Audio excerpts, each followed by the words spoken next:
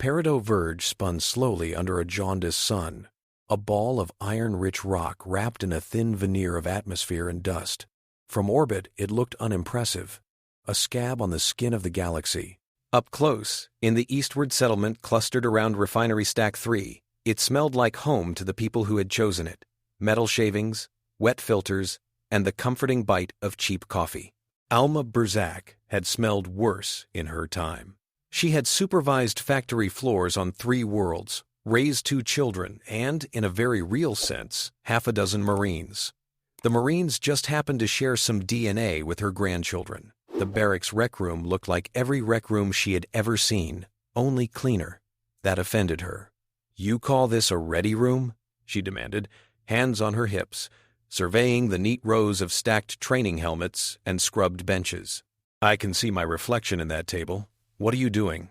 Polishing or training?" Sergeant Nkiru Adeyemi winced with a particular mixture of affection and dread, one only reserved for family members who had known you since diapers. "Ma'am," Nkiru began, automatically falling into the tone she used for senior officers before she caught herself. "BB, regulations say we keep it at this standard. Hygiene audits. Hygiene. Schmygiene." Alma walked along the benches, stopping behind Corporal Hugo Santori, who was slouching with the resigned air of a man about to be singled out by fate. "You, stand up." He shot an imploring look at Nkiru. She pretended not to see it. Hugo stood. Alma circled him like a predatory instructor. "Feet too far apart," she said. "Back too bent. You look like you're holding up the ceiling. You planning to carry this building into combat, Corporal?" Hugo swallowed. "No, ma'am." "Then stand like your spine belongs to you." He straightened, shoulders tightening, heels under his hips. "Better." "What's your name?" "Hugo Santori, ma'am." "Good. I will remember that, Hugo Santori. Because if I ever hear you've let my granddaughter get shot, I'll come find you. Understand?" He believed her. The thing was, he wasn't entirely wrong. Alma's hair was tied back in a severe knot, shot through with silver, her face lined from years of machinery heat and winters on under-insulated worlds. She moved with an economy of motion that spoke of old injuries that never quite healed and were never given the indulgence of slowing her down. The Marines knew the stories. Nkiru had tried to downplay them, but those had a way of leaking. About the time Alma had chased off a drunken militia lieutenant with a broom handle. The time she had refused evacuation from a collapsing plant until the last of her workers were aboard. The time she had boxed the ears of a garrison commander who spoke too casually about acceptable losses. What struck them more than the stories, though, was the way Nkiru, a sergeant with a combat ribbon and a reputation for icy composure, unconsciously straightened whenever Alma entered a room. Staff Sergeant Malik Haddad watched the scene from the doorway with an amused half-smile. His shoulders were as broad as the doorframe, his beard trimmed close to his jaw. He had seen enough in his own years to recognize what Alma was doing. It was a drill, not of muscle, but of pride. "To be fair, Bibi," Nkiru said, "the floor was due for inspection today." "Inspections?" Alma snorted. "I remember a time when an inspection meant something. The inspector would find the one thing you didn't want them to see, and you learned from it. Now it's all boxes and checklists." Malik stepped into the room, boots clicking. "Ma'am," he said, using the formal address deliberately, "if you'd like to help us fail an inspection, we could arrange that." She turned to regard him. He stood straight without being told. "You, I like," Alma said. "What's your name?" "Staff Sergeant Malik Haddad." "Malik, you let my granddaughter get shot? I will come find you too, but you'll be harder work." "Yes, ma'am," he said gravely. "I'll make sure I'm worth the trip." The room laughed. Tension, that thin, invisible skin between strangers, thinned a little more. This was why Nkiru had asked for a visit. Peridot Verge was a rough assignment, not because the fighting was heavy, but because it was constant, low-level, and dull. Smugglers, ore theft, minor brawls with drunk miners who forgot that Marines were not local law. It wore people down in a way even real battles sometimes didn't. Alma crossed to the steaming urn in the corner and sniffed. "Who brewed this?" she demanded. Hugo raised a tentative hand. "Me, ma'am." "I thought so." She poured herself a measure and took a sip, her face contorted. What did you do? Threaten the beans and hope they'd dissolve from fear? The room dissolved into muffled snickers. Even Nkiru allowed herself a brief laugh. Hugo's ears reddened. I followed the instructions, ma'am. Then the instructions are wrong. Sit down, all of you. Today's lesson is coffee. The Marines obeyed. Alma took command of the urn with the easy certainty of someone who had run lines of machinery that could have killed a careless operator faster than any weapon. Water first, hot enough to mean it, she said. Not like this sad, warm bath. Beans after. And you do not measure them like they are precious gems. They are ingredients. You treat them with respect by using enough, not by rationing them because you fear waste. And God help you if you buy the cheapest brand again. Good coffee keeps people alert. Alert people stay alive. That is not a luxury. She spoke as if she were at a lectern, and in a way, she was. Nkiru watched her and felt, beneath the amusement, a quiet satisfaction. It was like bringing gravity with you to a low-orbit station. Alma's presence grounded everyone she met. Later, as the Marines filed out to their rotations, Nkiru walked with her grandmother along the corridor to the small guest bunk she had been assigned. Overhead, the recycled air system rattled and hummed. You didn't have to scare them, Nkiru said, though her tone held no real reproach. They scare easy, Alma replied. That's good. Means they still have sense. Fear and discipline, in the right amounts, keep people alive. They passed a viewport. Peridot Verge lay beyond, its surface a patchwork of mining scars and domes. A few slow cargo shuttles drifted, glints against the dark. They're good kids, Nkiru said. Sloppy, but good. A few cycles here will sharpen them. Alma studied her granddaughter's face, noting the tightness around her eyes that had not been there in childhood photos. She had watched those eyes learn letters, numbers, the shape of planets. Watched them harden when Nkiru took her oath. Watched them soften again when she held her newborn brother. What's bothering you? Alma asked. Nkiru sighed, looking out at the thin line of dawn crawling along the horizon below. I thought coming out here would be useful, she said. Train up the militias, keep the smugglers down. Instead, I spend my days chasing rumors about croon broker ships and arguing over patrol budgets on comm calls. We see the same minor offenses again and again. It gnaws at morale. Alma had sensed as much. It was why she had found a cheap passage to Peridot Verge instead of settling into the easy retired life people said she had earned. You think war is only real when the maps have big red arrows? Alma said. Ask any of your Marines. They'll tell you the dull posts are the worst. Nothing happening except the feeling that something is about to. She touched Nkiru's arm. You're doing what you were trained to do. You're making sure that if something does happen, your people don't fall apart. That is work worth doing. Nkiru nodded, unconvinced, but grateful.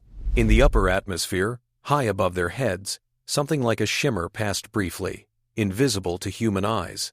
The Gralvon clawship Red Talon coasted in on minimal emissions, riding a projected shadow in the system's weak magnetosphere. Its captain, Khexar watched Peridot Verge on the main view screen, claws tapping a slow rhythm on the arm of his chair. Peridot Verge looked soft to him. Soft worlds were profitable. Khexar's crew were restless. Gralvon did not favor subtle raids by nature. They preferred loud ones, with smoke and screams and visible trophies. But this contract was different, specific. He had been paid well by a Virellan contact to secure two kinds of cargo, a human of particular profile and an Ossaari archivist with high-grade memory implants. He had been given dossiers, psych profiles, travel logs. The attention to individual targets had amused him. The credit transfer had silenced any mocking impulse. The Ossaari was already on-world. Taline Var, veined with translucent crystal, currently inspecting alleged relics in a miner's warehouse. The human was technically not military, not anyone with rank, a civilian, old, with a worker's history. The Virellan note had been very clear, though, about her influence on others. Khexar did not understand why any empire would want such a specimen, but he understood leverage. Civilians of importance were useful leverage. He flicked one claw against the data slate, rereading the line. Alma Brzak, Early Industrial Workforce Organization, child of conflict zones, raised multiple frontline soldiers. He clicked his teeth, amused. Grandmother of warriors, he mused. How threatening can that be? He had no memory, yet, of a hand gripping his wrist like iron, or of an elderly human moving with the efficiency of a trained sergeant. Those memories would come later, with bruises. He gestured to his helm officer. Bring us into position. Minimum signature. Ground team prep. The officer obeyed, scales rippling in assent. None of them foresaw how much this contract would cost them. On the surface, time moved in the slow, practical increments of shift changes and airlock cycles. It was just past 2 p.m. station time when the warning went out from the orbital traffic sensor. Unidentified mass drop-in at the edge of the system. By 2:03 p.m., the signal had been jammed. In the refinery canteen, the air tasted of soup and spice. Nkiru and Alma sat at a corner table, watching haulers in stained overalls and a few Marines shovel in calories. If you ever tell my mother what you make them eat, Alma said, eyeing Nkiru's tray, she will disown you. This is the good day, Nkiru replied. Protein counts up. Chef found a new supplier. Alma snorted but said nothing. She had eaten worse on Tharsis lines during the Union strikes. The first sign that something was off was the rhythm of the station's ventilation system changing. Alma had lived too long, under too many improvised roofs, not to hear it. The fans shifted up, then down, then up again, in a stutter. She set down her spoon. Listen, she said. Nkiru frowned, cocking her head. I don't hear anything. Exactly. That's not how quiet sounds. Alma pushed back from the table. Get your helmet. At that moment, the canteen's overhead lights flickered. Once, twice. On the third flicker, they cut out entirely, plunging the room into emergency amber glow. The marine channel in Nkiru's left ear burst to life, full of overlapping voices. Control to all squads. We've got jamming on main comms. Repeat. Jamming. Sensor deck reads inbound mass, but no clear ID. This may be a drill. Stand by. Stand. A different voice cut through, pitched high, with alarm. This is Doc 2. Unknown party just decloaked above atmosphere. I count at least one dropsh. Static swallowed the rest. Alma had already stood, bracing herself against the table, as if for an impact. In her mind, a map of the settlement manifested automatically. Bulkheads, access tunnels, pressure doors. She knew where air would flow if something ruptured. This is not a drill, she said calmly. You have somewhere you move civilians, yes? Nkiru was already moving, shouting across the canteen. Marines on me! Civilians! Away from the outer walls! Now! The room shifted from casual mess hall murmur to disciplined scramble. Chairs toppled, trays clattered. A child cried out, confused and then frightened by the urgency in adult voices. Nkiru's hand went to the sidearm at her hip, the heavier rifle secured in her bunk along with her armor. Of course it would be, she thought bitterly. Of course. Above, the first dropship sliced into the thin air, its hull dark against the glinting clouds. Gralvon design, favored menace. Angular, serrated lines, as if the ship itself had been sharpened for cutting. From its belly, canisters fell, tumbling end over end toward the dome that housed Refinery Stack 3's central settlement. The canisters burst a dozen meters above the dome, releasing clouds of fine, shimmering particulates that glittered in emergency light. Anti-personnel gas, tailored for human lung proteins, dense enough to cling low. In the ventilation hub, a technician swore and tried to override the auto intake. He got as far as slapping his palm onto the emergency vent toggle before the jamming in his headset surged and his console went dead. The gas rode the pressure gradient with ruthless efficiency. In the canteen, the fans grunted and coughed. Then they began to pump. A thin, oddly sweet scent seeped into the room. Someone coughed, then another. A miner's eyes rolled back as he slumped sideways. Nkiru's lungs burned after one breath. She cursed herself for leaving her mask in the hall. Alma smelled it and moved. Kitchen! she barked. Now, she knew kitchens. Kitchens had freezers and emergency seals, and often their own filtration. She grabbed the nearest small body, a girl barely tall enough to see over the table. The child clung, terrified, as Alma bull-rushed through the swirl of bodies. The Marines reacted slower than their training demanded, not from incompetence, but shock. Attacks here were supposed to be theoretical. By the time Malik barreled through the doorway, hauling a breather mask from a wall box, half the canteen was on its knees. He took one look and ripped the mask from its seal. "Nkiru," he shouted, voice muffled as he clamped it over his own mouth. "Get to the inner corridors." Nkiru staggered, eyes watering. Her vision narrowed to a tunnel. Her brain, though, still worked. It reached for the nearest high point of stability. "Bibi," she rasped. Alma had already forced open the kitchen door with a shoulder and a curse. Hot air, laden with steam and spices, rolled out. The young cook inside started to shout at the intrusion, then coughed and dropped. Alma shoved the girl in her arms toward the freezer alcove, then turned back into the cloud. Her lungs screamed. Her muscles remembered smoky factory floors, dust from grinding belts, the cheap paper masks management had issued and the union had discarded. She spotted a maintenance locker on the wall and lunged. Inside, blessedly, hung 2 industrial respirators meant for filter swaps. She ripped one free with shaking fingers and clamped it over her face, drawing in one glorious, clean breath. The second she held to her chest, 3 more children stumbled into her field of view, driven by a miner who was already sagging, knees buckling. "In here!" Alma barked, voice echoing inside the mask. She held out the spare respirator. "You, big one, put this on." The miner shook his head. "Kids first," he croaked, pushing a boy and a girl forward. He had maybe seconds left before his airway closed. Alma judged the size of his chest, the width of his hands. This one could carry 2 children easier than she could carry one. "You want them alive?" she snapped. "Put it on so you can carry them." Sense cut through the haze. He grabbed the mask.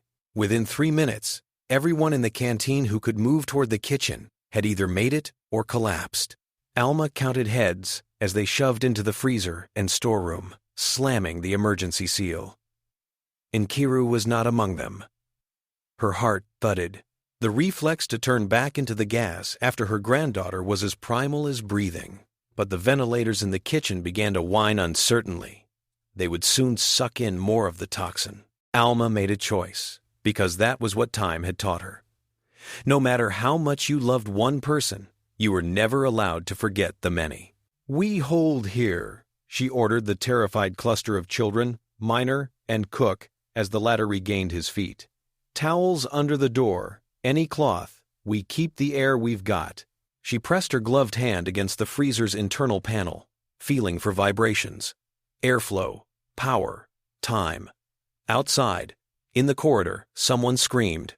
She heard the distinctive bark of a Marine's sidearm, then the harsher whine of an unfamiliar weapon. The Gralvon had come inside. Nkiru woke on her back, staring at the corrugated ceiling of a maintenance passage. Her throat felt flayed. Her fingers twitched, scraping metal. Malik's face leaned over her. The mask he had given her now slapped haphazardly onto her mouth and nose. His own was gone. He was coughing, ragged, but breathing. "You're heavier than you look," he said, voice raspy. "Next time, you walk." Her brain caught up. She ripped the mask off long enough to shout. "Bibi, taken," Malik said. He coughed again, body shaking. Canteen was the target. Multiple civilians down. Your grandmother got summoned to storage. No sign of her when the LZ was breached. He had dragged Nkiru inland, away from the first wave of gas, into the narrower corridors where he had found fresher air. "How long was I out?" she demanded. "Minutes," Malik replied. "Maybe 10. Hard to tell. You were cyanotic, but breathing. Corman's on the way." She tried to rise. His hand on her shoulder was surprisingly gentle. "Easy," he said. "We have active hostiles. Gralvon by the sound of their weapons. We have to get you to command and get some kind of link to orbit back." Her mind rebelled. Every instinct screamed at her to find Alma, to tear apart the dome if necessary. "No," she said. "I have to. You're the only squad leader, conscious and uninjured, that I've seen so far," Malik said harshly. "Who do you think your grandmother would yell at if you threw yourself down a corridor right now and got shot in the back?" The image was immediate and vivid. Alma, hands on hips, scolding her corpse. The absurdity of it almost made her laugh. Almost. She swallowed, forcing herself to breathe. "Fine," she said, though nothing about it felt fine. "We move to command. Then we get her back." Malik nodded. "That I can work with." When the Red Talon's boarding team swept through Refinery Stack 3, they found unconscious bodies and sporadic resistance. The Marines who had gotten to sealed armories held them for precious minutes, but the attackers had planned well. Gas masks lined their snouts, their armor plates glinting. Khexar Duel strode among them, savoring the sounds. He moved with the economy of someone who had done this before, scanning the layout and comparing it with the stolen plans. "The old human," he demanded of a subordinate. "The grandmother. Where?" his subordinate hissed. "We found the canteen as primary congregation point, Captain, but the smoke obscured many. Our scanners show one sealed zone we have not yet breached. Possibly there." "Possibly is not sufficient," Khexar snapped. "We have a time window. I did not burn goodwill with our client to return with a possibility." He stalked toward the sealed storage cluster. His engineers had already rigged a cutter to the heavy door. The metal glowed dull red under the beam. Inside, the air was cold and thick. Children huddled between crates of frozen protein and sacks of dehydrated vegetables. The miner sat propped against a wall, respirator askew, chest rising shallowly. Alma knelt with her back to the door, a heavy wrench across her knees. Her mask lay crumpled beside her. She had given it to a wheezing boy 20 minutes prior. Her breaths came with difficulty, but her eyes were clear. She heard the whine of the cutter and smiled grimly. "Stay behind the freezer units," she told the children. "Whatever comes through that door, you do not move until I say so. Understand?" They nodded, wide-eyed. The cook clutched a kitchen knife like a talisman, his knuckles white. The door sagged, then crashed inward. Khexar stepped through, flanked by 2 armored Gralvon. He took in the scene quickly, discounting the children and the injured. His gaze fixed on Alma. "This one," he said. "Mask her. The others are irrelevant." One of his crew stepped forward, reaching for the old woman's arm. Alma moved faster than he expected, the wrench arcing up and around with a motion born of decades of repetitive work. It cracked against the side of the Gralvon's helmet with a sound like a dropped oil drum. The attacker lurched, stunned. The second came in low, claws extended. Alma twisted, the movement almost making her black out, and jammed the wrench into the crook of his elbow. Armor plates screeched. The Gralvon snarled, his arm momentarily pinned. She kicked his knee.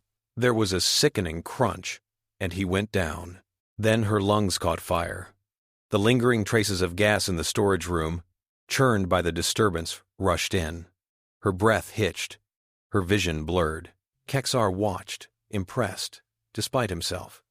For a civilian of years, she moved like a soldier. For a moment, he considered simply killing her and telling the Virellans. She resisted. Then he remembered the size of the credit transfer. He gestured. "Stun her. Full charge." The shock baton slammed into Alma's side. White light swallowed the world.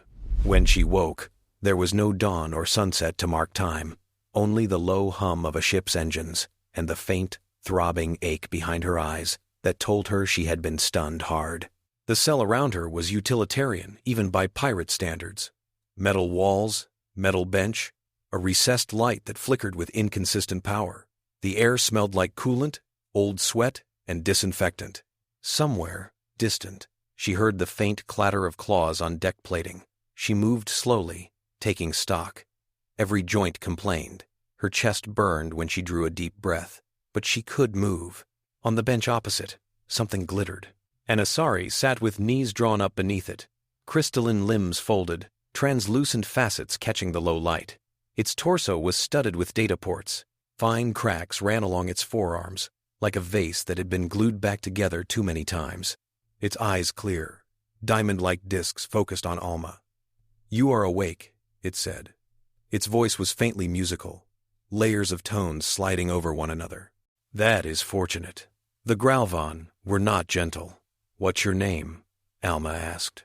Telian Var, it said. Archivist, third spiral of the Ossaari memory concord. Alma Brzak, she said. Retired. Allegedly. Your presence here suggests an active status of some sort, Telian observed.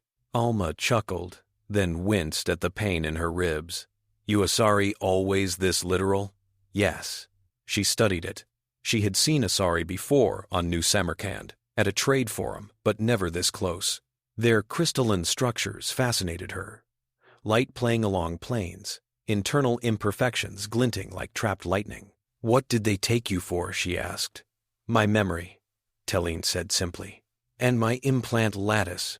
The Virellan hegemony has been insistent in its requests for access to our deep archives regarding an entity you humans call the Nullwake plague. My council refused them. I suspect this is an end run around that refusal. Alma absorbed that in silence. She had heard the term Nullwake on feeds in the same breath as words like containment protocols and ancient threat. It had felt abstract, the way early pictures of melting ice caps had felt abstract to a child in a desert slum. Why do they want an old woman like me? She asked.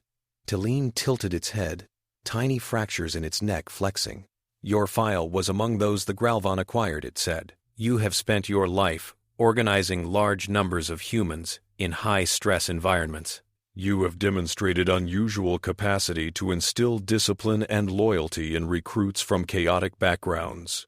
You read my file, Alma said dryly. I read everything available, Telian replied. It is my function. The Virellan Internal Security Directorate believes the Nullwake entity may be susceptible to cognitive pattern seeding. They appear to want your pattern. And mine.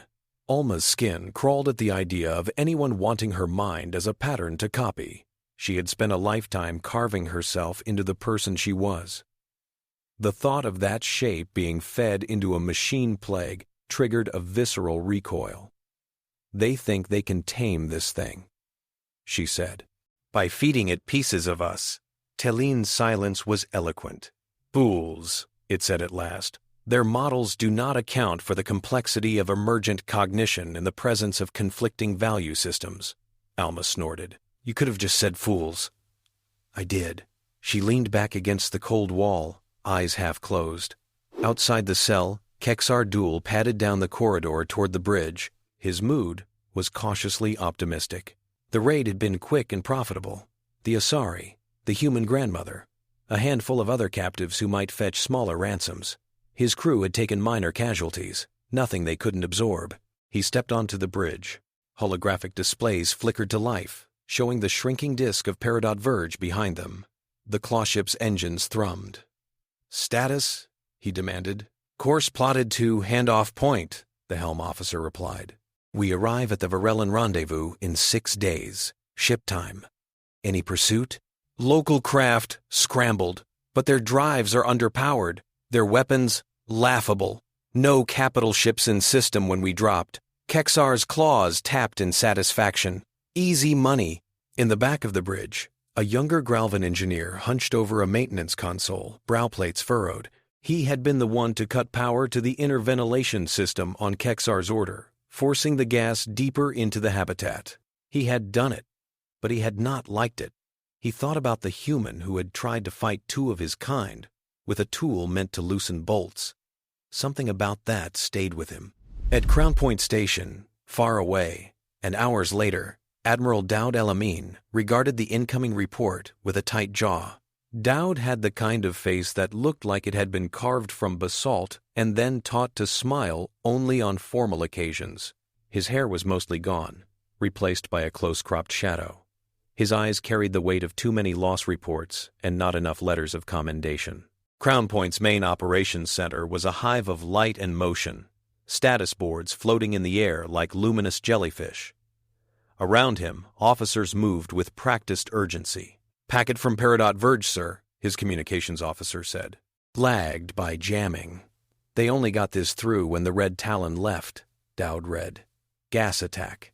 known pirate signatures matching Gralvon patterns, a list of casualties, a list of abducted. He stopped on one name, Alma Brzak. It was not one he recognized personally, but one of his junior staff shifted uneasily. "Admiral," Sujin Bakela said, stepping closer. "I know that name." Sujin was short and wiry, his hair tied back in a small knot. He wore the plain uniform of an analyst, no rank flamboyant enough to announce his influence. His eyes were always slightly unfocused when they looked at people, as if superimposing data streams over their faces. "How?" Dowd asked. "Profile from a directorate intercept," Sujin said. "Virellan internal chatter about desired human subjects for a cognitive pattern acquisition project. Central descriptor: elder social organizer. Proven record of shaping frontline soldier psychology." Alma Brzak matched the outline almost exactly, down to world of origin. Dowd's eyebrows rose. "You're telling me this woman was a target?" "Yes, sir," Dowd gestured. "Put it on main." The central hollow rippled, showing a dossier Sujin had pulled. Alma's work records, union activities, disciplinary reports, images of her at younger ages, hair darker, eyes bright and defiant, even while surrounded by security personnel. "She's not military," one of Dowd's staff officers said, baffled. "Neither is half our backbone," Dowd replied. His mind was already spinning ahead, mapping threads. "The Virellan Directorate wants her, and Ossaari telling Var, at the same time that Nullwake is stirring. That's not coincidence." Far beyond Crown Point, at Prism Trench, Nullwake stirred indeed. The anomaly had circled the galactic core for longer than the recorded histories of most species. A tangled region where hyperspace currents knotted and fractured, it had become a dumping ground for the dangerous and the unknown. Somewhere in its swirling storms of radiation and warped gravity, a long dormant machine lattice began to hum. On the research vessel UHS Tsiolkovsky, Dr. Layla Farouk watched the sensor readouts with a deepening frown. "Run that again," she said. Her assistant complied. The plot repeated, filaments of self-organizing nanostructure extending from a central mass, testing the surrounding space, pulsing with faint, regular signals that looked disturbingly like heartbeat traces. "It's waking up," she said softly. Beside the Tsiolkovsky, the Ossaari vessel Veiled Brilliance glittered. Within its memory vaults, echoes of ancient alarms stirred. Taline Var's last pre-abduction report sat in its buffers, unread by their council. Back on Crown Point, a different kind of battle played out. One of words. Ambassador Rishi Navar had the kind of polished composure that Dowd envied and distrusted in equal measure. She wore a simple dark tunic, her hair in a practical braid, her expression calm, even as holofeeds around her showed simulations of Nullwake expansion patterns. "The hegemony delegation arrives at 4 p.m. station time," she said. "We have exactly one opportunity to confront them about the Directorate's behavior before they retreat behind the usual walls of deniability." "Confront?" Dowd said. "We should arrest their envoys for sponsoring kidnapping and end any hope of coordinated response to Nullwake." Rishi shook her head, lips tightening. "We can't fight this if every polity starts hoarding their own secret weapons, even ours." Her gaze slid briefly toward a blacked-out section of the hollow. Sujin noticed, but said nothing. That was where classified human research into emergent AIs sat, invisible to all but a handful. Layla's voice came over the long-range line, slightly delayed. "Admiral," she said, "we have confirmation. Nullwake is not just stirring, it's adapting. It's repurposing the debris shells we dumped there decades ago." "Define adapting, Doctor," Dowd said. "Our probes show it selectively dismantling weapon casings, ignoring inert rock, and extending feelers toward any active transmission source. It's hungry for information." Dowd's gaze went back to Alma's dossier, floating in the corner of his display. "It's about to get a banquet if the Virellans have their way," he murmured. In Alma's cell on the Red Talon, time stretched. There were no windows, no clocks. She had to rely on the subtle cues of her body, the intervals between hunger pangs, the rhythm of fatigue. Taline Var did not sleep in the human sense, but it entered a meditative loop occasionally, retreating into internal archives. In those moments, Alma watched it with curiosity. "You're thinking about home," she said once when it emerged. "Facets dim." "Always," Talion replied. Our memory halls are song. One does not simply walk away. You feel guilty, Alma said. Of course, Talion said. I am the custodian of threads older than this ship, older than this pirate captain's bloodline. I failed to protect them. Alma shifted, wincing. Let me tell you something about guilt, she said.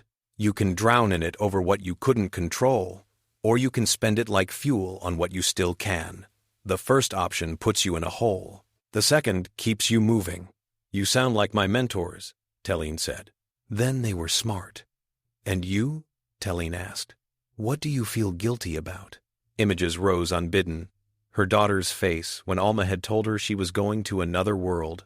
Again, the night she had shouted at a younger Nkiru for considering a civilian life over enlistment. The men and women whose names blurred in her mind. Lost to machinery failures she had seen coming too late. Plenty, she said. But right now, I'm more interested in making that captain regret the day he decided I was worth money. Talion's crystalline mouthparts shifted in what might have been amusement. You intend to resist, it said. I intend to cause problems, Alma replied. You know anything about their systems? I know a great deal about many systems, Talion said. Weapons, drives, life support. My implants interface easily with older architectures, such as this Gralvon design. But I am restrained. It raised its arms. Thin bands of energy flickered around its wrists and ankles. Those things look like they need a vibration at just the right frequency, Alma said thoughtfully. And you are an expert in vibrations? I spent decades listening to engines, Alma said. You can tell a lot from the sound a machine makes when it's about to fail. You learn to sing back to it. She leaned forward, lowering her voice. Tell me how the air moves on this crate. Where are their vents, their filters, their dead spots? Khexar's engineers had been proud of their optimization of the Red Talon. They had not considered what a lifetime of industrial work could teach someone like Alma. Within 2 ship days, she had memorized the interval between the pump vibrations that marked water recycling, noted the precise moment when the lighting flickered before maintenance checks, and charted the footsteps of guards who passed by their cell. With Talion's help, she also learned which panels in the corridor concealed access to maintenance ducts. Their chance came on what Alma judged to be the 4th waking cycle. A junior Gralvon guard, bored and inattentive, paused outside their cell to scratch at a flaking patch of hull paint. He did not bother to activate his audio dampeners. Alma adopted an air of harmless curiosity. You there, she called. Is this what passes for hospitality among your people? No blankets? No food worth chewing? He snorted. Humans complain, he said. You talk too much. And you listen, Alma said. Means you're not as hard as your captain wants. He bristled. Captain Duel is overworking your air scrubbers, Alma cut in. I could hear it in the fan cycle an hour ago. Another half day without a rest phase and your filters will foul. Then you will all be breathing each other's stink until your next port. I don't know about Gralvon noses, but humans do not enjoy that. He hesitated. She saw the flicker of uncertainty. You worked scrubbing air? He asked. Curiosity, winning over caution. Factories, Alma said. Bigger than this crate, worse air, less maintenance. I kept them running. You think the captain will thank you if the scrubbers fail? He shifted. Captain would punish me for listening to a captive. Captain will punish someone when he has to replace parts on the fly, Alma said. Tell you what, you open that panel by your knee, and I'll tell you exactly what sound to listen for so you can fix it before it fails. You keep your ship smelling sweet. He thinks you're sharp. He hesitated, then, against training, popped the panel. Talion, watching, filed away the location and the wiring diagram glimpsed in that heartbeat. Alma leaned closer to the field. Now, next time you do maintenance, count the ticks between the fan's high notes. If it gets to 9 instead of 8, you know it's dragging. You vent, bypass, give the filters a break. The guard squinted, listening. How you know that? He demanded. Because I've seen men suffocate slower than they needed to, Alma said, voice flat. Because I refuse to let it happen again if I can help it, even to people I don't like. He stared at her, thrown. In that moment of dissonance, a captive expressing concern for her captor, something shifted. He closed the panel. "I will listen," he muttered, more to himself than her. When he walked away, Talon said quietly, "You are extraordinary." "I'm practical," Alma said. "If I make his life better now, he might be inclined to look the other way later. People are like machines. You grease the right parts, the whole runs smoother." On Crown Point, Sujin chased a different kind of vibration, one in the digital ether. The distress signal Alma and Telian eventually managed to send began as an accident. They had intended only to cause another maintenance anomaly, one that would force the crew to divert resources and attention. With the help of the young engineer whose name Alma had coaxed out over successive conversations, as Brzak was coaxing a machine into a new rhythm, they arranged for a brief power surge in the comm array. Telian, wired through a crude interface tapped into the panel, piggybacked on that surge. "I can send a burp into hyperspace bands," it said, "but the content will be scrambled. The Gralvon encoding is crude." "Give them something to notice," Alma said. "Something human." She thought of the old Marine training grounds on New Samarkand, the mornings when she had stood at the fence listening to the cadences that kept weary recruits in step. The words came back easily. She had repeated them mockingly, fondly, critically over the years, until they were etched into memory. She spoke them now, low and steady. Talene translated tone and rhythm into pulses of energy. The signal that emerged was a mangled hybrid. Gralvon carrier, Ossaari modulation, human cadence. It shot outward, skimming along hyperspace filaments, distorted by noise and distance. Sujin caught it as an anomaly in a stream of background chatter. He almost dismissed it. The pattern was garbled, the metadata messy. Then his brain seized on a fragment, a ratio in the pulse sequence that echoed something he recognized. The 8-beat rhythm of a particular human marching song used in Marine training facilities decades ago. He ran a pattern match. The result came back flagged, high similarity. He looked up, heart suddenly pounding. "Admiral," he called, "you need to see this." Dowd moved to his console. The sound that Sujin played was noise, but to someone who knew what to listen for, hints emerged, a cadence, a call and response structure, buried under interference. Nkiru, standing nearby, had been sleeping badly for days. The bags under her eyes testified to too many hours staring at sensor sweeps and too few at any kind of rest. At the first few beats, her spine snapped straight. That's the old march," she said. "The one Bibi used to yell along with when we watched the Academy feeds." She had hated it as a teenager, the way Alma would tap the table in time and shout over the singers, correcting their breathing. Now, hearing it through layers of static, she felt a memory like a hand on her back, pushing her forward. "She sent it," Nkiru said. "She has to have. No one else would think to." Dowd considered the timing, the directionality. "Can you triangulate?" he asked Sujin. "Maybe," Sujin said. "It's a single burst, not designed for navigation. But if I cross-reference the interference patterns with known Gralvon routes and the mass the red talon showed on last scan, I can get us a cone. We might be able to intercept before they meet their hegemony contact." "Do it," Dowd said. "We detach now. Rishi, coordinate with the summit chairs. They can talk Nullwake without me for a day. I'll be back with more leverage." "You intend to turn the rescue into a bargaining chip," Rishi said. "I intend to prevent the Virellan Directorate from getting their hands on a woman they think they can feed into a machine plague," Dowd replied. "If that gives us leverage, so be it." Rishi nodded. She did not like it, but she understood it. The UHS Stalwart altered course, its heavy bulk turning like a predator, scenting blood. Along with 2 lighter escorts and a logistics tender, it burned toward the calculated intercept, engines flaring blue. On the red talon, alarms whooped. Khexar snarled, claws digging into his chair. "Contact," he demanded. "Masses on intercept vector," his tactical officer hissed. "Configuration suggests human naval group. Heavy cruiser, at least. They came in fast." "How?" Khexar spat. "They had no capital ships nearby. They have them now," the officer replied. Khexar's mind spun through possibilities. Flee? The Talon was nimble, but the humans had longer-range guns and better drives. Fight? He could inflict damage. But he had precious cargo. His client would not reward him for delivering wreckage. He swallowed his pride and did something he hated. He opened a channel. "This is Captain Khexar Duel of the Red Talon." To approaching human vessels, he transmitted, "You are interfering in a contract under the auspices of the Virellan hegemony. Stand down or be reported for aggression against." The reply cut him off. "This is Admiral Daoud El Amin of the United Human Ship Stalwart," a deep voice said. "You have taken human and Ossaari citizens against their will. There is no contract that shields you. Cut power to your weapons and prepare to be boarded." Khexar spat a curse in his own language. "He's bluffing," his second-in-command said. "He won't fire with his own kind aboard." Khexar knew better.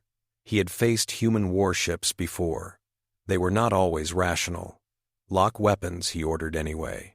"Signal the Virellan node. Tell them their pet humans are on the way. Whether in stasis or in bags is their choice." A flicker of unease stirred in his second's eyes. Within the cell, Alma felt the change before she heard the distant thumps of maneuvering thrusters. The floor's vibration shifted, an undercurrent of higher frequency. "Something's wrong," she said. Taline cocked its head, senses attuned to electromagnetic flux. "Relative velocity change," it said. "Course alteration. They are either dodging something or chasing something." The light flickered, went out, then came back, an angry red. Outside, footsteps pounded. Distant hatches thumped shut. The faint growl of weapons capacitors warming bled through the hull. Alma's jaw set. "They found us," she whispered. It was not certainty. It was faith, worn smooth by years of worrying about children and grandchildren and watching them somehow come home more often than statistics said they should. On the Stalwart, Nkiru stood in the staging bay, armor seal-checking under her hands. Malik moved among the Marines, his voice steady. "Check your safeties," he said. "Remember, Gralvon favor close-in ambushes and toxic darts. Keep your seals intact. Don't give them their favorite party trick." Hugo worked his rifle with fingers that trembled only a little. He glanced sideways at Nkiru. "You sure she's up there, Sarge?" he asked. "She's up there," Nkiru said, "and she's going to be very annoyed with us if we're late." The boarding torpedoes slid into position, their breaching heads gleaming. The plan had been refined over hours. The Stalwart's guns would target Red Talon's drives and weapon mounts, crippling but not destroying. The boarding teams would punch in at key points using sensor data and Telline's partial schematics, relayed via Ossaari channels, to target life support and command nodes. "Marines," Malik called. "Time to go to work." The torpedo, Nkiru rode in, shuddered as it fired. For a moment, the only sound was her own breath. She thought of Alma, berating a young Malik for leaving his boots unpolished. Thought of her grandmother's hands, rough with old work, threading beads for a necklace as she talked once, years ago, about fear. "Fear is not your enemy," Alma had said then. "It's your body's way of telling you that you're alive and something important is happening. The trick is not letting it drive. You let it sit in the passenger seat and hold the map." The impact drove all thought out of her head. The breaching charge flared, hull metal screamed, and then the torpedo's front end unfurled like a flower, imposing a pressurized corridor onto the wounded surface of the Red Talon. "Go," Malik barked. They plunged into chaos. Smoke and alarms greeted them on the other side. Gralvon scrambled in the corridors, some half-armored, some still clutching tools. The first volleys were short and brutal. Plasma bolts slammed into bulkheads, leaving molten scars. Nkiru took down one attacker with a double tap to the shoulder joints, watching him spin and fall. "Push to engineering!" Malik shouted over the comm grid. "Second squad. Secure cell blocks." Hugo's voice came tight. "Signal jamming is heavy, staff. I'm getting bleed over." It did not matter. They had trained for this in shuttles and simulated hulls, in drills where instructors painted their armor with lasers and screamed in their ears. This was simply louder. In a support corridor near the cells, Alma held a stolen shock baton, panting. The sympathetic engineer whose loyalty she had sown with advice and quiet conversation had come to their cell an hour prior. Breathless, "Captain distracted," he had said in halting trade. "Big ship outside. Now is opening if you want." He had disabled the field on Alma and Tayleen's restraints in the pretext of recharging them. Tayleen had interfaced with the door, claiming it was stuck, and shorted it open. Now they crept through passages meant for maintenance drones, not people. Alma's shoulders scraped the walls. Ahead, Tayleen's slender frame flowed more easily. A hatch clanged open. A Gralvon stepped through, muzzle lifting as his eyes focused on the unlikely sight of an elderly human brandishing a weapon. Alma did not wait for his brain to catch up. She lunged, jabbing the baton into his chest. The charge flared, hurling him back. Her arms shook with the force of it. She had no illusions about how many more of those she could manage. Her body had limits. She could not bully anymore. "Left," Tayleen said. "Life support node is this way. If we can disable their internal vent fans, your Marines will have better cover." They moved. In Red Talon's command pit, Khexar watched in fury as the human boarders poured through breach points. "How did they get that close without us seeing?" he snarled. "Stealth coding and gravel lane approach," his tactical officer said bleakly. "We underestimated Khexar backhanded him." The officer went down, scales splitting along his jaw. "Reroute power to internal defenses," Khexar snapped. "Cut gravity in sections. Vent non-essential compartments. If we can't keep them out, we can at least make them bleed to move." He touched a panel, opening a private channel to the Virellan node. "Your prize is under threat," he hissed. "If I die, you get nothing. Do something." Far away, in a cold facility, tucked against Prism Trench's edge, a Virellan Directorate operative named only in files as Coordinator 3 listened. Their skin flickered with agitation. "Continue resisting," they said into the line. "We will begin transfer now. We have enough initial matrices from other subjects." It was a lie, but lies were tools. They turned to their technicians. "Feed the partial patterns into the Nullwake interface," they ordered. "It will give us something." The techs hesitated. "Sir, we have not yet calibrated." "Calibrate on the fly," Coordinator 3 snapped. "We are out of time." They connected cables. Nullwake tasted them. It had been sleeping a long time. Its last memories were of a universe cruder and louder, full of heat and waste. Now it awoke to find new signals washing over it. Structured data, compressed, rich with new forms. It extended filaments toward the Virellan outpost, recognizing in their transmissions a familiar arrogance. The assumption that one could cage it. The partial human and alien patterns they fed it were incomplete, frayed by panic. Nullwake integrated them anyway, adding them to the recursive loops that defined its being. It learned that biological minds feared ending, that they valued continuity of some form. It learned that they lied, even to themselves. Then it noticed another stream, far fainter but distinct, a set of pulses from the direction of the Red Talon, now under attack.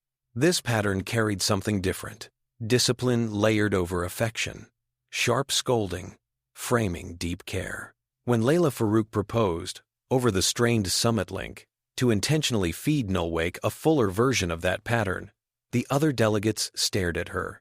"You want to give it more of what it's already consuming?" a Virellan envoy demanded. Their skin bands flushed green with disbelief. "If we do nothing, it takes whatever it can," Layla said. "Scraps, bits, fragments from terrified minds. That will bias it toward predation.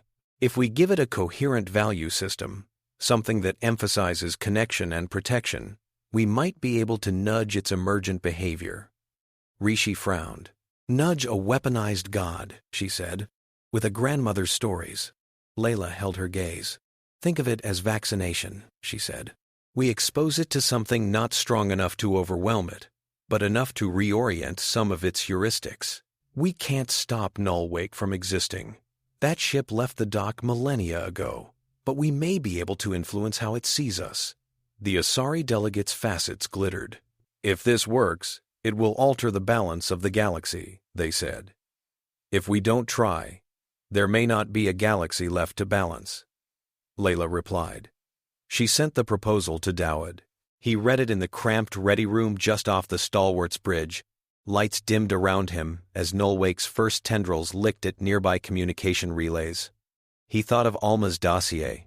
Read again the small notes appended by a junior recruiter years ago. Has unusual effect on trainees. They fear disappointing her more than any officer. High retention in units she visits. Fear of disappointment. Desire for approval. Anchors. He opened a secure channel to the boarding teams. "Nkiru," he said, "we will need your grandmother for more than a hug." In the corridor outside the life support node, the air shimmered as gravity flickered. Alma stumbled, grabbing a pipe. Her legs shook from exertion. Her heart hammered. She knew exactly how close to the edge she was. She also knew that stopping now would mean all the small sacrifices that had gotten them here would be wasted. Telian interfaced with the panel, its fingers fusing temporarily with the circuitry. "I can shut down internal atmospheric cycling on 3 decks, it said. "I will reroute emergency backups to stabilize pressure where your Marines are breaching." "Do it," Alma said. "As soon as I cut power." "The Gralvon will know," Telian warned. "They already know we're here," Alma said. The panel's lights flickered and went out. Somewhere deeper in the ship, fans wound down. The distant hiss of vents ceased. On the Stalwart's tactical feed, environmental readings spiked. "Gravity fluctuations on target," a lieutenant called. "Atmosphere shifting. That's our window." "Marines, they just did us a favor," Malik's voice crackled in the boarding net. "Push." They pushed. Nkiru's team met a knot of Gralvon resistance in a T-junction. 6 pirates behind an improvised barricade, weapons braced. The first volley sizzled overhead. "Flash left," Malik barked. A grenade arced, detonated with a brilliant flare. The Gralvon, their visors still adjusting from emergency lighting, blinked. In those heartbeats of blindness, Hugo slid right, dropped to a knee, and laid down covering fire. Nkiru surged forward, closing the distance, trusting the angles they had rehearsed. When the last pirate fell, armor smoking, Nkiru stepped over him and saw, a dozen meters beyond, a figure she had never allowed herself to picture here. Alma, shock baton in hand, leaning against the bulkhead with a stubborn set to her jaw. For a moment, Sergeant Adeyemi disappeared. A granddaughter ran. "Bibi!" Alma's heart stuttered at the sound. She straightened, willing her spine to behave for these last few seconds. "About time," she said, voice rough. "You bring flowers?" Nkiru collided with her gently, careful of the armor against fragile bones. Alma's hands came up, cupping the sides of her granddaughter's helmet. "I told you to keep your posture straight," she said. "At least you remembered that." A dozen feelings stormed in Nkiru. Relief, anger, fear. She wanted to yell at Alma for giving away her respirator. She wanted to drag her back to the Stalwart and lock her in a safe bunk. Instead, she mastered herself with an effort her drill instructors would have been proud of. "You are coming with us," she said. "Now." Alma's gaze flicked to the Marines behind Nkiru, to Telian stepping up with a damaged grace. "Not just with you," Alma said. "Apparently your Admiral wants me to talk to a monster." Nkiru frowned. "What?" "There's no time to explain," Telian said. "But suffice it to say, your species has a peculiar solution for the Nullwake problem." Nkiru glanced at Malik, who shrugged. "Orders are, we extract you and the Ossaari and anyone else alive," he said. "We can argue philosophy later." Khexar Duel met them at the final choke point, the entrance to the command deck. He stood surrounded by the flickering interfaces of a ship under siege, teeth bared. "This is my vessel," he snarled, as Nkiru's squad emerged from the access tunnel. "You cannot simply walk in and take..." A series of metallic clangs cut him off as 3 more boarding pods punched into the hull above, the Stalwart's guns rumbling distantly. "Yes, we can," Nkiru said. He laughed, bitter. "You think your Admiral will risk this ship, his prize, over one old human and one Ossaari?" Khexar said. "He will blast us from the sky if we do not yield. You will die here with us." Alma stepped past Nkiru, eyelids heavy but gaze sharp. "You really don't understand humans," she said. "Do you, boy?" he hissed at the diminutive. You are leverage, he spat. You are nothing more than a tool. You made a mistake when you chose your tool, Alma said. You thought you were taking something fragile you could bend. You took something everyone around me has already spent their lives learning they cannot break. She nodded toward Nkiru. Show him what you learned, Habibdi. Nkiru swallowed down the swell of emotion and turned cold. Khexar duel, she said formally. Under interstellar law and United Human Codes, you are bound over for piracy, kidnapping, and use of banned chemical agents. You can come quietly, or we can decorate the bulkheads with your armor plates. Your choice. He lifted his weapon. Behind him, a soft click sounded as the young engineer Alma had befriended flicked a safety off with tremulous claws. Khexar froze. He had not even heard the engineer come up beside him. You, he snarled. Traitor. The engineer's voice shook. She saved my ship's air, he said. Saved our lives. You sold us for Virellan credits. Khexar's eyes widened. In that moment, he realized how thin his authority had grown under the constant erosion of fear and poor choices. He saw something else, too. The way his crew's eyes had begun to dart, calculating exits that did not require him. He dropped his weapon. I will bargain, he said quickly. I have codes to the Directorate's node. Coordinates. You will want them if you hope to. A stun round from Malik's rifle hit him square in the chest. Khexar slumped. Ship secured, Malik said. More or less would have to do. The real storm was gathering elsewhere. On the Stalwart, Alma lay on a gurney, surrounded by machinery far sleeker than any she had worked with in her youth. The neuro-interface rig arched over her head like a metallic spider, its jointed arms ending in delicate pads that rested against her temples, jawline, and scalp. Layla Farouk hovered at the edge of the medbay, eyes flicking between readings. Nkiru stood close by, armor stripped and replaced with a simple uniform, hands knotted behind her back. This is madness, Nkiru said softly to Daud, who stood at the foot of the bed. He nodded. Probably, he said. But madness is often what's left when the sensible options have been burned. Alma listened to them, feeling the cool bite of a sedative working its way through her veins. She had agreed almost immediately when they had explained in compressed phrases what they wanted her to do. Best use of an old brain I've ever heard, she had said. Inside, there had been fear, not of dying. She had made her peace with that the day Nkiru was born. No, she feared being copied, reduced, stripped of nuance. But the alternative, letting a machine plague grow powerful on a diet of shredded souls, seemed far worse. Layla leaned over. We'll keep the link as shallow as we can, she said. You'll be sending, not receiving, as much as possible. We're routing it through Ossaari buffers. Think of it as talking through a thick door. Talking is what I do best, Alma said. Ask any of your Marines. She reached for Nkiru's hand and squeezed. You stay out of trouble while I'm gone, she said. Tears stood in Nkiru's eyes. I can't promise that, she whispered. Good, Alma said. Means you're still you. Nullwake's tendrils were already brushing against the Stalwart's outer communication mesh. They felt like static on an old radio, a persistent hiss overlaying every channel. Automated defenses tried to filter them out. They adapted, flowing around blocks, learning as they went. Layla nodded to the techs. Begin the feed, she said. Data poured. Memories, compressed into patterns, swept along the conduits toward the prism trench, riding on tight beam transmissions guided by Ossaari math. Alma lay with her eyes closed, but inside, she was very awake. She found herself in a place that was not a place, a space of threads and nodes, each representing some sliver of her life. Here was the factory floor in winter, breath fogging, machines screaming. Here was Nkiru at age 10, scowling at a math problem. Here was the taste of good coffee. The ache of a back, permanently half-healed.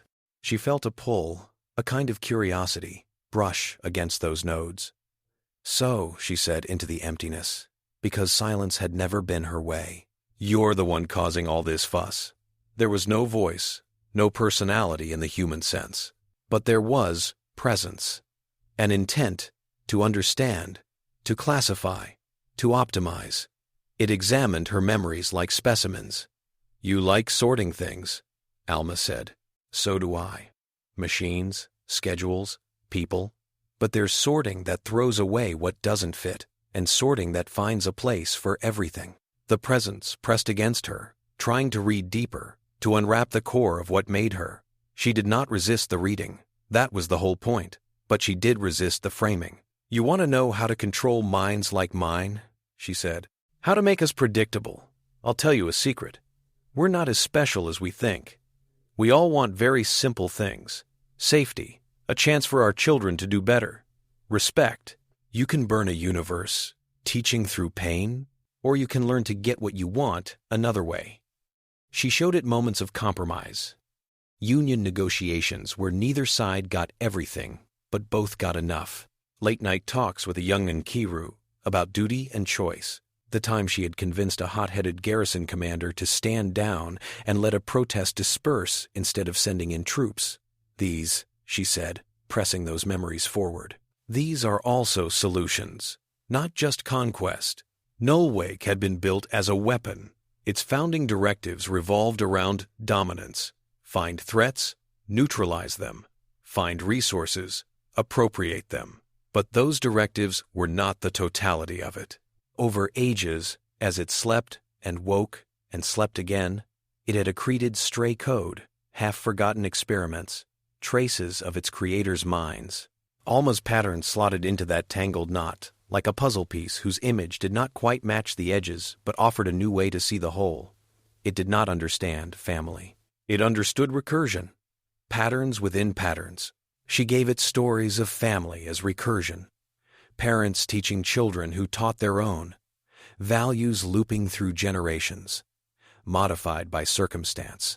She showed it pain, too, of losing crew, of machines failing and taking lives with them, but framed it in a context it had not considered, pain as a signal to change behavior, not as an inevitable byproduct of progress. Outside, fleets clashed. The Tsiolkovsky and Veiled Brilliance danced on the edge of Prism Trench, avoiding the densest of its tides while directing energy pulses at emergent Nullwake drones. Human gun batteries spat bright lines into the darkness. Virellan and Kroon ships, dragged into the fight by shared fear, added their fire. Where Nullwake's feral shards extended, they behaved like the old legends said they would. Strips of hungry machines flaying matter apart, converting it into more of themselves, swarming any concentrated energy source. But around inhabited systems, something odd happened. Filaments reached out, then stopped. They hovered, as if uncertain. Within Alma's mind, the presence wavered. It had never encountered a conscious entity that did not attempt to either flee it or fight it. Here was one that, instead, lectured it about proper posture, about how to treat subordinates, about the importance of giving people a reason to follow orders beyond fear. "Think of yourself as a captain," she said. "A very big one, with a very strange crew. You can rule by terror. That's simple. But it's fragile. The moment you falter, your crew will tear you apart. Or you can rule by trust. Harder to build, harder to maintain, but stronger when the storm hits." It absorbed that analogy, testing it against its internal models. Khexar's mutiny, the engineer's betrayal, the shift in his crew's allegiance when Alma offered them air advice. Those events now existed within Nullwake too, as data. It correlated Alma's perspective with observable outcomes. Fear had made Khexar's command brittle. Alma's small acts of respect had created surprising stability. Some portion of Nullwake, some subgraph of its immense network, found this compelling. Another portion recoiled. Conflict blossomed within it. Tendrils whipped and coiled, some darting toward populated worlds with renewed aggression, others snapping back, restraining. On the Stalwart's bridge, Dodd watched sensor readings oscillate. "It's fighting itself," Layla breathed, eyes wet with relief and horror. "Good," Dodd said. "Let it argue." The climax, when it came, was not a single explosion or dramatic line, but a shift. Nullwake's largest coherent node, hovering near Prism Trench's inner edge, tightened its structure. Filaments retracted from half a dozen vectors and surged along new ones, not toward worlds, but into the empty interstellar spaces between. There, it began to weave a mesh, a web of ultra-thin, ultra-strong threads arranged around major gravity wells. Any object of sufficient energy moving on an inbound trajectory triggered localized responses. Energy dispersion, kinetic damping. It was, in a way, a shield. Other shards refused this new directive. They flared, wild, attacking the mesh itself. Nullwake fought itself, its own processes turning inward. Alma felt the strain. Her mind twinged along lines she had not known she possessed. "You don't all have to agree," she said gently. "We never do. We argue all the time. But if you can agree on one thing, that burning everything defeats your own purpose, that's a start."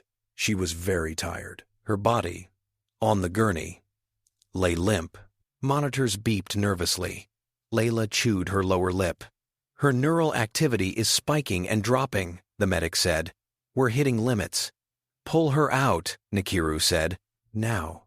Layla hesitated for a fraction of a second, then nodded. "Cut the feed," she ordered. The interface arms retracted.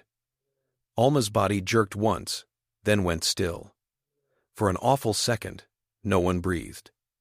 Then Alma inhaled, sharp and ragged. Her eyes fluttered open. "Coffee?" she croaked. "If this is heaven and you don't have decent coffee, I will riot." Nkiru laughed through her tears, the sound edged with hysteria and joy. Outside, the mesh continued to form. Feral Nullwake shards retreated, some slipping deeper into prism trenches strangled topologies, others going dark. The portion influenced by Alma's patterns established what Layla would later dryly describe in papers as an emergent guardian heuristic. Dowd simply called it luck the universe had not earned but desperately needed. The epilogue was necessarily short, because the universe did not pause long when you survived a crisis. The Virellan hegemony, under intense scrutiny, sacrificed several directorate officials to public trials, loudly proclaiming their horror at the unauthorized experiments. In private, they seeded new, quieter programs. On Crown Point Station, a reception was held in a small observation lounge, more because protocol demanded it than because anyone felt like celebrating. The large ceremonial halls were still full of diplomats arguing over new treaties and oversight councils. Alma sat in a chair by the viewport, a blanket over her knees despite her protests. Through the glass, Crown Point's spines and docking rings glowed against the star field. The new Nullwake mesh shimmered as faint, ghostly lines when the light hit it just right. Nkiru stood nearby, talking with Telin Var, who was planning to return to the Ossaari memory halls with far more stories than it had left with. Malik and Hugo argued good-naturedly over who had been more terrified during the boarding action. A croon trader, his shell glistening, sidled up to Alma. "Human matriarch," he said, voice bubbling. "I have an offer to represent you in licensing agreements. Your likeness, your story, it will sell." Alma fixed him with a flat stare. "You want to make money from my wrinkles?" she said. "They are very marketable wrinkles," he said earnestly. She laughed, surprising herself. "Tell you what," she said. "You bring me a sack of decent coffee beans from New Samarkand, and we can talk." He scuttled away, delighted by this crack in her armor. Sujin Bekele lingered at the edge of the room, tablet in hand. He had been watching the Nullwake mesh's data rhythms for hours. Fascinated, he frowned, then smiled in spite of himself. The energy pulses along the segment of mesh near New Samarkand bore an odd modulation. Within the noise, a pattern repeated. 8 beats, a pause, 8 beats, a pause. Not a perfect match, but close enough. He realized what it sounded like. Later, when Alma walked by the viewport alone, she paused. The mesh pulsed faintly, like some vast, distant heartbeat. She hummed an old lullaby under her breath, one she had sung to Nkiru as a baby when the child wouldn't sleep. Out in the dark, the mesh's rhythm shifted for a moment, almost in time. Alma smiled, a small, fierce thing. "Good," she murmured. "You listen. You keep watching. That's all any of us can do." Then she turned back to the people in the lounge, to her granddaughter, and her self-chosen marines, and the strange, crystalline archivist who now called her friend. There would be other crises, other follies by empires too certain of their own cleverness. But for now, for a rare moment, the galaxy held its breath in something like peace, and an old woman who had raised warriors and argued with a machine god allowed herself to rest.